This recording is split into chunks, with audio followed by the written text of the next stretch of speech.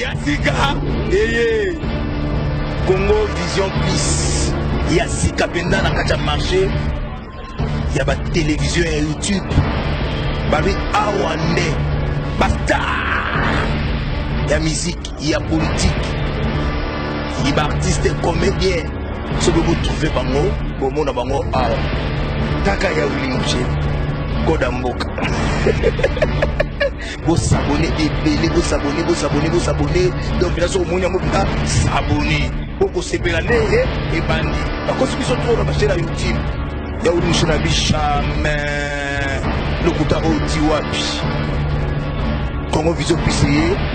ukanga basena mikemi wezo kosa batu awa nde makambo s'abonner plus. Bonjour, bonsoir, ça dépend de laquelle au bout de la nana pour le moment. C'est votre humble gérant Simoï, le géant catalogue de la presse, mais qui s'occupe ça va te payer panique pour le moment. Ils ont toujours mal pour abommer ça en aura bon modali Congo 2021, le géant catalogue de la presse. Donc on a profité qu'on fait ça préguer les membres officiels Dos Santos à partir du Canada, la PC Bambo Tébélé. On a profité qu'on fait ça Bibi Chengoy, Motémé Guillaume à partir à Londres, Bambo Tébélé sur ma soeur. On a profité qu'on fait ça Apollinaire.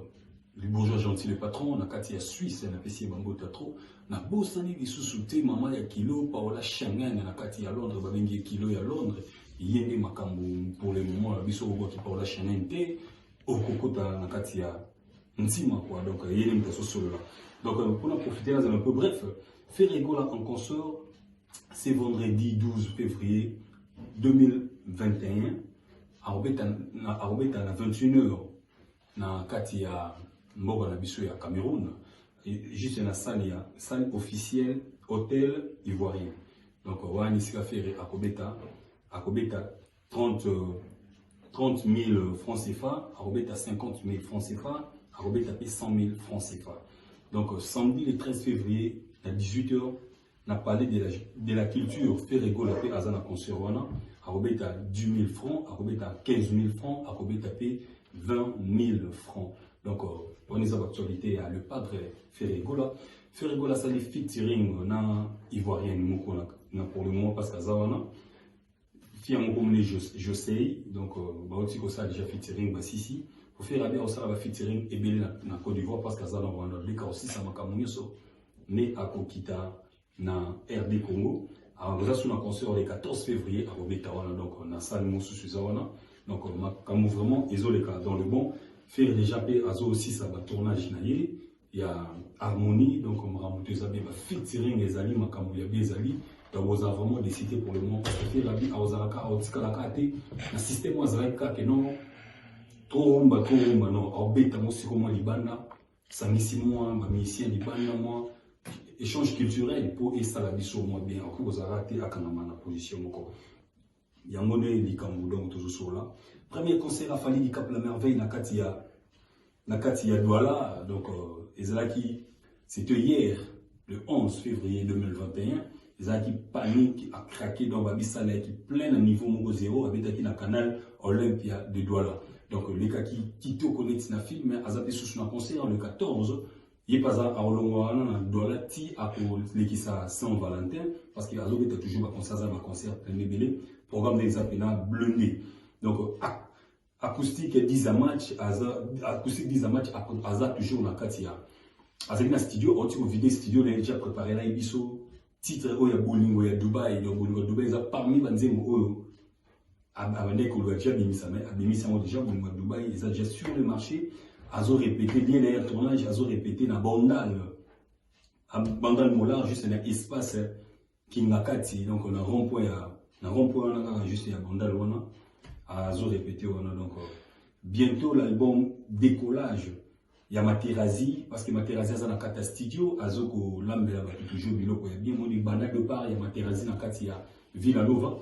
Azaka na studio Azo lamba donc je pense que studio n'est plus moins temps mais tu éviter pourquoi Materazzi Azo mais na studio peut-être moi il y a producteur tu y mon copain Aza producteur na ndole na yo on sait jamais il y a moins que mais bientôt là tu connais aussi déjà Azo bimi sa plan, à d'un studio, le autre on a besoin de dédicace, va contacter Materazzi et que ça là vraiment grand bien. Le grand mot Pao, double king, on va double king, le grand mot Pao, quartier latin en concert, c'est samedi 13 février 2021 au Dar es Salaam, donc nakati ya Tanzanie, na Dar es Salaam, papa na biso Kofiolo midi ya zawana, akobeta nakati ya Tanzanie, donc ça va barder, ça va bouger, yo ebi de Kofi, dans ça va boss toujours, featuring na balé qui donc babim, le grand mopa waza toujours na génération nyoso, aza na génération confondue, yazo beta même na ba innocent, oza na mboka ni osali succès via oya na beti no featuring, tout le monde m'a moussali déjà, bah monsieur belé papa Betty, featuring toujours tout ça. Yemo baza DJ mo pa do ma munyo so chier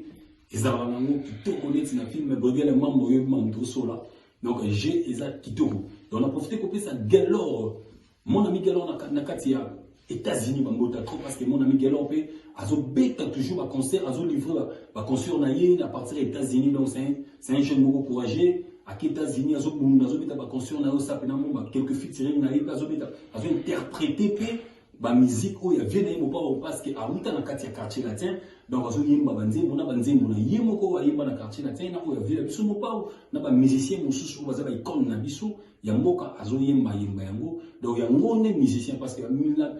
donc l'artiste ne meurt jamais place azali azo vrai toujours makambo ezabe donc coup de chapeau na mon ami Gelon mon ami donc on a dit que tout toujours même moral yose ngai ya tongo donc toki jamais l'animateur pour l'animateur du moment, l'animateur du moment, où ils allaient Gelor boussole, où il y a Bimisa Bissou, Nakati album Fali Oti Obima, donc to Bina Bissou, son nez, voilà, Katia, fait Yamboma, j'ai pris sur la Boka Wana, boussole, Tanigi Sakisiko, donc to Bina Bissou, son nez, voilà, Katia, fait Yamboma, j'ai pris sur la Boka Wana. Boussole ntaningisa siko elo kongo boussole ntaningisa ki batu na kati ya générique bona aza déjà dans studio azo préparer $20 yango tozo mitu na siko comment fait-il que boussole rochaka titre na $20 ngosuko est-ce que ça a un problème il y a $20 est-ce que boussole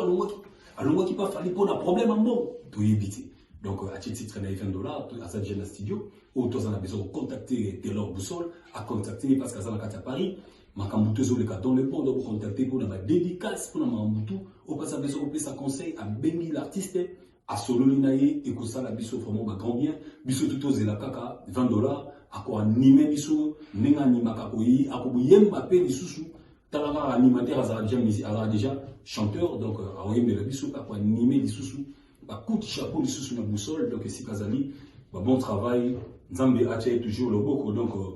Rwanda pe azana kata studio a préparé les biso à titre il y a Bazooka a préparé déjà donc autos en a besoin la dédicace à contacter Rwandaka contacter staff à Rwandaka vraiment makambo ekozala vraiment dans le bon donc moi bino net n'animé ça mon carte ba ke boni ngati parce que je suis là juste pour faire seulement mon travail nazana pour dans loba li kambu ya mabe ya mututi ya mission songolo pakalate mais nazana juste pour na koloba kaka pour le solaka où ils ont moussala où ils ont juste moussala ni to solango je pense que miel de son père a robeta juste na yolo le 14 février concerne ils ont dit $5 donc ben nous soyons ka miel de son bouquet de boyoka la bonne musique il y a miel de son et que ça là vraiment bino bien sort bien donc on a profité copé ça pena Apollinaire Balobi Apollinaire na kata Suisse na pesio bambote belé la bi que tous même moral je pense que aux auteurs en telle émission tous vraiment même moral dans un même moral donc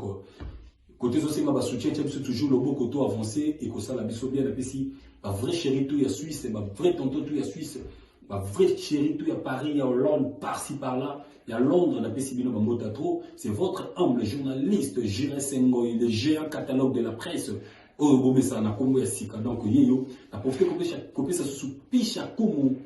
mon frère Bambo Théâtre, n'a profité que ça, gérer ses Peugeot Bambo Théâtre, donc on est là, pas de souci, on a ma base où Bazarana, gérer son moyen, Mamouza, Kitoko. Vous s'abonnez toujours à Congo Vision Plus TV, vous allez jamais décider. Vous s'abonnez vraiment massivement. Vous tirez des like, Nabino, vous avez l'émission, à tirer des like et que ça va bien. Souvent, vous avez un reproche, à Robin, un numéro, on a toujours comme dans l'émission. Ou me ça conseil, ou bien c'est notamment quelques idées et que ça va bien. Je vous embrasse et je vous aime tellement trop. N'a profité que ça journaliste et caméraman n'a pardon. Caméraman n'a prince n'a pas essayé de m'embêter parce que t'as la raille dans le mobile swag mobile et aspect quoi. Mobile nous a frais. PC Bango t'as trop donc check, c'est pas pareil.